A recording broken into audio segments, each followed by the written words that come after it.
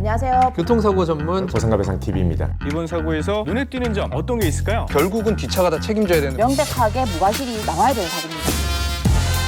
안녕하세요. 교통사고 보험 전문 전경근 변호사입니다. 이번 영상에서 설명드릴 보상가 배상 성공 사례는요, 건설 현장에서 굴삭기 작업을 하던 중에 발생한 사고로 이 전신에 부상을 입고 장애가 발생하자 가입해 놓았던 상해보험에 장해보험금을 청구한 사례입니다. 자, 이 사건은 평소 과수원에서 일하는 의뢰인이 이 주변의 부탁으로 가끔씩 건설 현장에서 굴삭기로 이렇게 작업을 해주는 아르바이트를 하던 중에 이 굴삭기가 갑자기 넘어지는 사고가 발생했고요. 그로 인해서 전신에 부상을 입게 되었고, 그 후에 치료를 다 했는데도 불구하고 장애가 남게 되자 사고 전에 가입해 두었던 상해보험에 장해보험금을 청구하게 된 사건입니다. 자, 이 사건에서는 두 가지 큰 문제가 있었습니다. 자, 첫 번째 문제는 고지 의무 위반의 문제였습니다. 의뢰인은 과수원에서 일하는 사람이었고, 보험을 가입할 때도 직업을 과수재배원 이렇게 기재를 했는데 갑자기 굴삭기를 운전하다가 사고가 나서 장애를 입게 되니까 보험사에서는 의뢰인이 보험을 가입할 때 직업을 이 사실과 다르게 기재했고, 이거는 고지 의무 위반이니까 보험금을 줄 수 없다고 한 겁니다. 자, 두 번째 문제는요, 장애율 미달의 문제였습니다. 의뢰인이 청구하는 보험금은 80%, 이 80% 이상의 장애가 있어야 지급을 하는 고도 후유장애 보험금인데요. 자, 의무 기록을 보면 장애율이 80%가 안 되기 때문에 보험금을 줄 수 없다는 것이었습니다. 특히 의뢰인의 장애 부위가 총 3군데였고, 보험 사건의 장애 평가는 이 손해배상 사건의 장애 평가와 비교해서 이 평가 방법이 다르기 때문에 주의해야 할 사건이었습니다. 자, 이에 보상가 배상 법률사무소는 문제점을 하나하나 차례대로 해결했습니다. 자, 첫 번째 문제였던 고지 의무 위반은 의뢰인이 직업을 왜 과수재배원으로 기재하게 되었는지를 설명하고요. 또 과수재배원으로 실제 근무하고 있었던 이 기록과 자료를 종합해서 제출하였으며, 또 굴삭기 운전은 매우 드물게 하는 아르바이트에 불과하다는 것을 하나하나 다 주장을 해서 의뢰인이 보험을 가입할 때 이게 고지 의무를 위반하지 않았다는 것을 입증했습니다.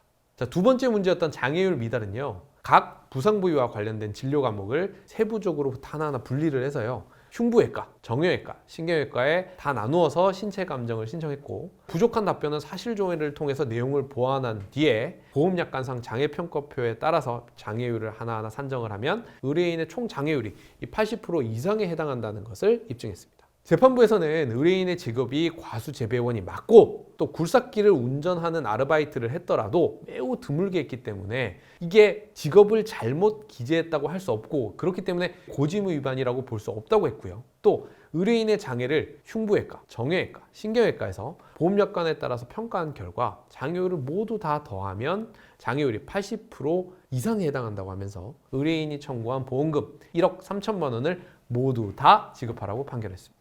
자, 이 사건은 보험금 청구 사건에서 보험계약의 의무 위반과 보험약관에 따른 장애평가가 모두 다 중요하다는 것을 보여주는 사건입니다. 아무리 보험약관상 장애율을 잘 입증해도 보험계약에 관해서 의무 위반이 인정되면 보험금을 지급받지 못하게 되고요. 반대로 보험계약상 위반의 의무가 없다는 것을 잘 입증해도 보험약관상 장애율이 미달하면 보험금을 지급받지 못하게 되는 것입니다. 이 사건은 특히 장애율을 산정하는 것도 흉부외과, 정형외과, 신경외과 총 3과목이 복합적으로 연계되어 있었고요. 또 고지의무 위반도 직업이 과수재배원인 사람이 굴삭기를 갑자기 운전하다가 사고가 났기 때문에 그 자체로 위반 소지가 문제가 될 수 있었습니다. 자, 이런 복잡한 문제에도 불구하고 보상가 배상에서는 문제를 하나하나 풀어서요, 의뢰인분이 보험금을 받으실 수 있도록 노력했고, 의뢰인은 결국 보험금을 모두 다 지급받으실 수 있었습니다. 이번에 설명드린 성공 사례는 여기까지입니다. 설명드린 내용 중에 이해하기 어려운 내용이나 더 자세히 알고 싶은 내용이 있으시다면 저희 보상가 배상 홈페이지와 유튜브 채널을 검색하시면